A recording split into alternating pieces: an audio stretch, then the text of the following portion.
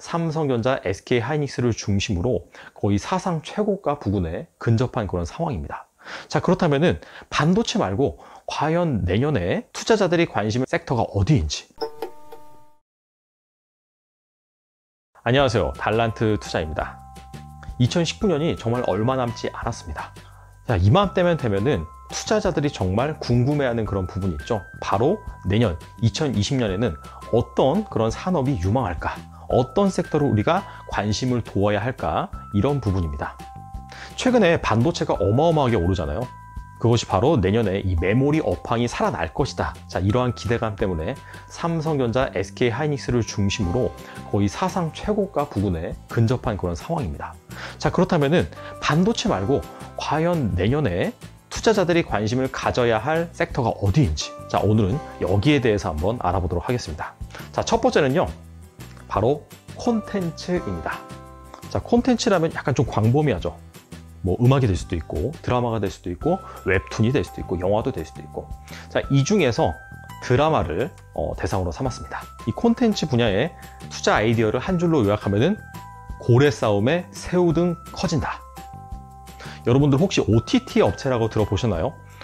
오버 더 탑.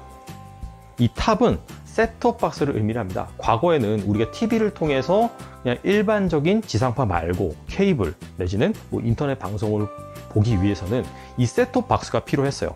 하지만 요즘 시대에서는 이 기기에 구애받지 않고 TV, 스마트폰, PC, 그 다음에 노트북, 자, 이런 거를 통해서 셋톱박스 없이 정말 다양한 전 세계 콘텐츠들을 우리가 시청을 할 수 있죠.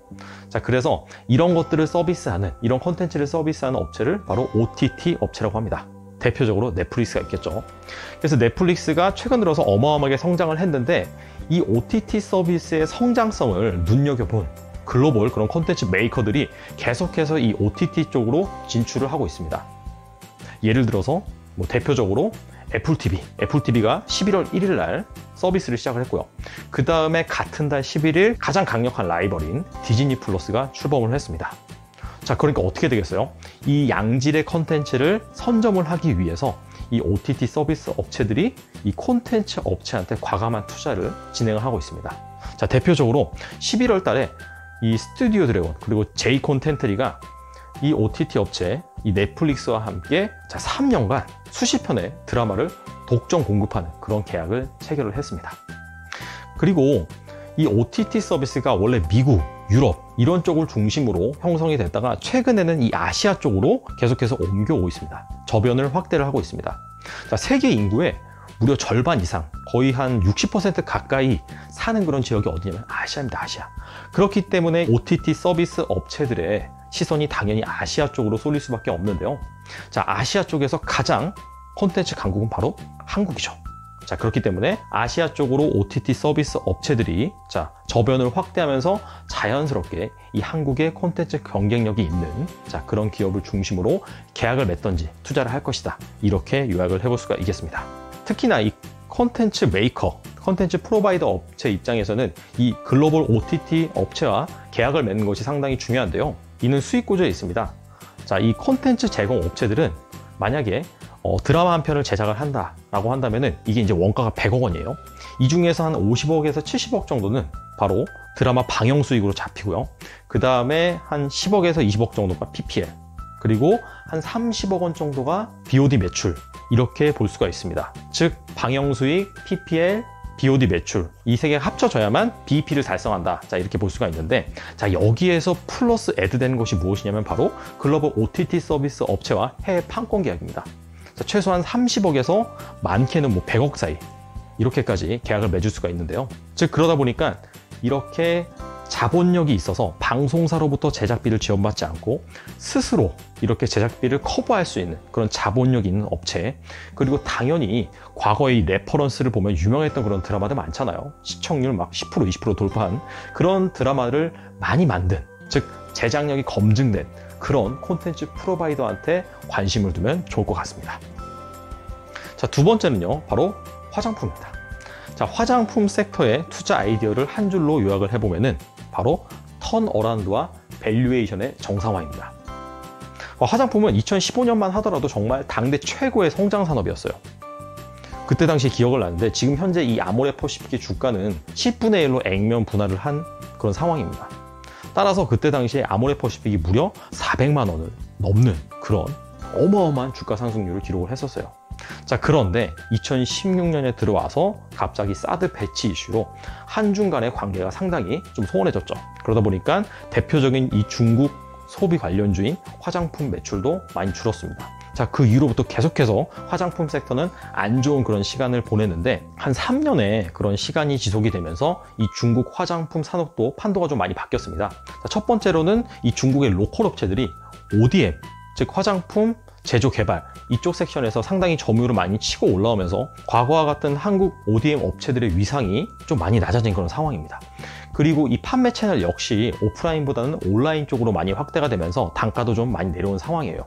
자, 그래서 이 화장품 섹터가 과거와 같은 그 영광을 되찾기에는 구조적으로 이렇게 성장하기에는 많이 힘든 상황입니다. 자, 그럼에도 불구하고 2019년 4분기 들어서 이 중국 쪽 수출 증가율이 상당히 많이 좀 올라오고 있고요. 그리고 두 번째로는 11월 달에 광군제가 있었죠. 자, 여기에서 한국의 프리미엄 화장품 브랜드가 상당히 잘 팔렸습니다. 대표적으로 LG 생활건강의 숨후, 자, 이런 것들이 뭐 두세 배 정도 매출이 늘었었고요. 그 다음에 아모레퍼시픽의 헤라 같은 경우에는 3초 만에 다 완판이 됐다고 합니다.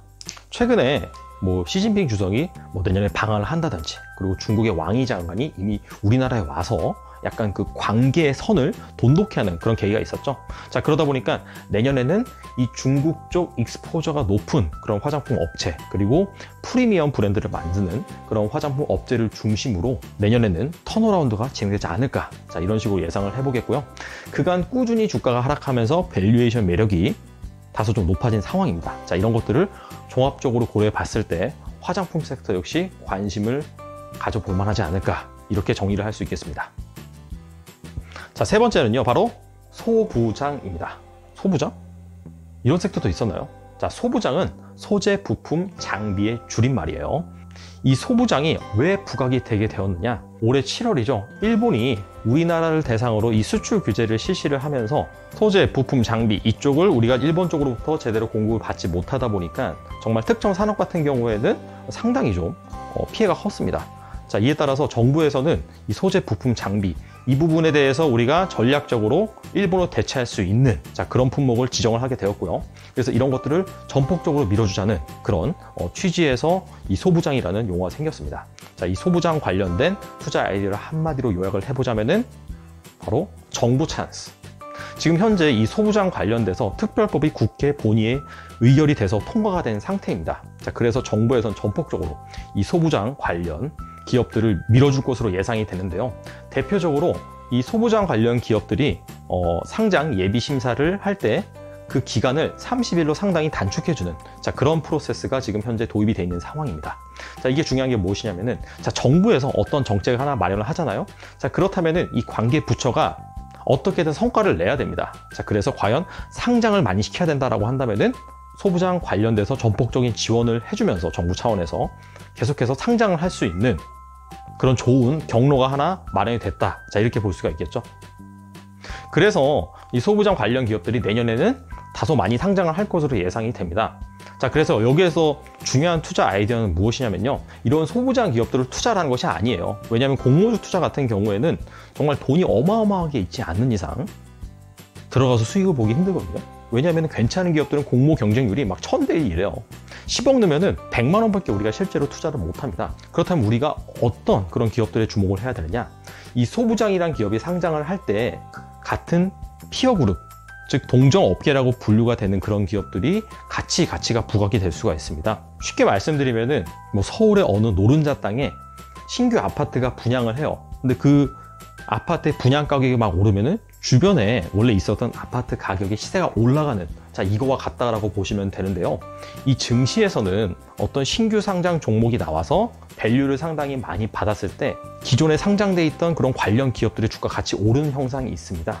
자, 이런 것들이 바로 상대 가치 평가법에 의거한 그런 메커니즘인데, 소부장 관련돼서 어떤 기업들이 상장하는지 잘 지켜보고 그 기업들이 뭐 청약 경쟁률이 높아진다, 그리고 장외에서 상당히 좋은 평가를 받았다라고 한다면은 그와 비슷한 사업 모델을 지닌, 자, 그런 기업들에 주목을 해보시면 좋을 것 같습니다. 자, 마지막은요, 바로 2차 전지입니다. 자, 2차 전지에 대한 한 줄 요약은 바로 기다릴 만큼 기다렸다. 자, 2차 전지의 주요 투자 아이디어는 바로 전방 산업은 전기차입니다. 전기차. 자, 바로 2020년부터 각국의 그런 자동차 메이커들이 전기차를 엄청나게 출시를 하기 시작합니다. 지금까지는 사실 전기차라고 하면 이 꼴은 그냥 테슬라였죠. 하지만은 이 나머지 그런 글로벌 메이커들이 전기차를 못 만들어서 안 만든 게 아닙니다.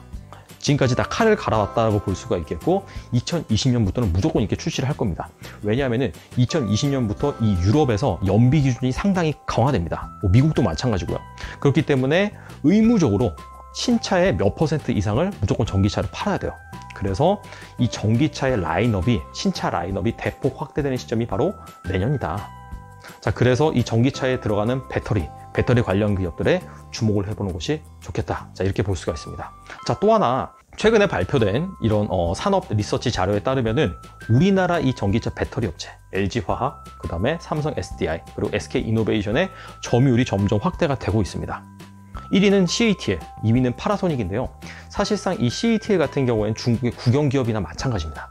중국 전기차의 이 모든 배터리를 거의 CATL이 선점을 하다 보니까 계속해서 높은 점유율을 유지를 하고 있었는데 최근에 이 판매량이 점점 감소를 하고 있고요.